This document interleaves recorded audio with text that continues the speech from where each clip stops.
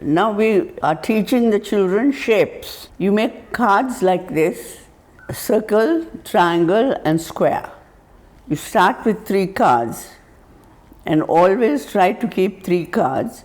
And if you are introducing more cards, just remove this and put the next card, so that you have a choice of 3 cards instead of having 2 cards, which is a choice of one or the other. Circle, triangle, square, 5 cards of each shape. Keep one set here and mix the others. And then tell them, now where is the circle? Let's look for a circle. Here's the circle. Now we put the circle on top of the circle. Shall we look for another circle? Yes, we look for another circle. Here's another circle. And you put that there. And like that, you do the triangle and the square.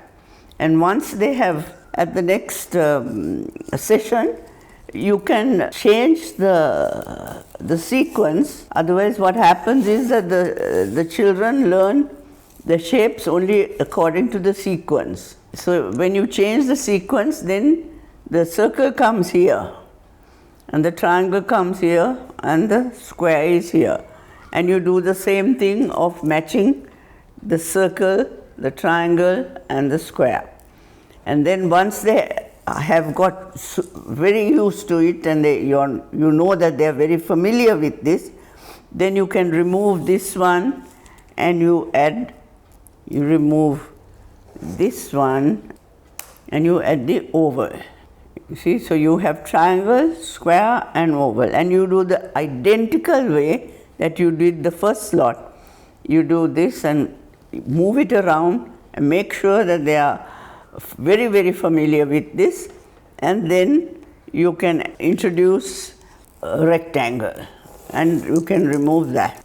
But you always have 3 cards here, right? So that they remember the 3 cards, and not in sequence but in different sequences.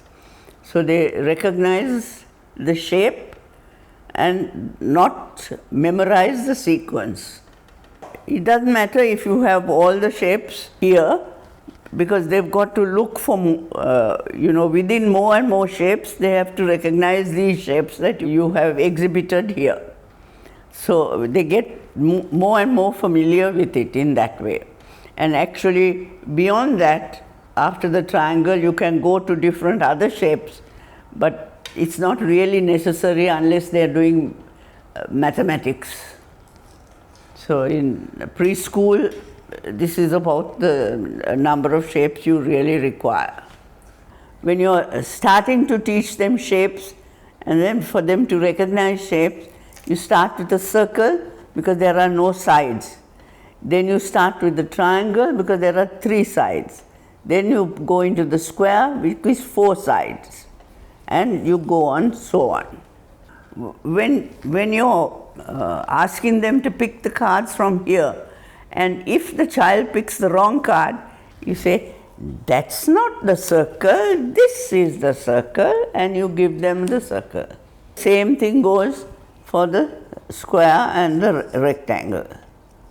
You see? And never use the word no, no, no.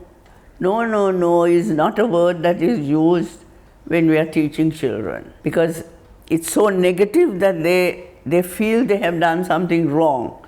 It's not that they have done something wrong. We learn through our own mistakes.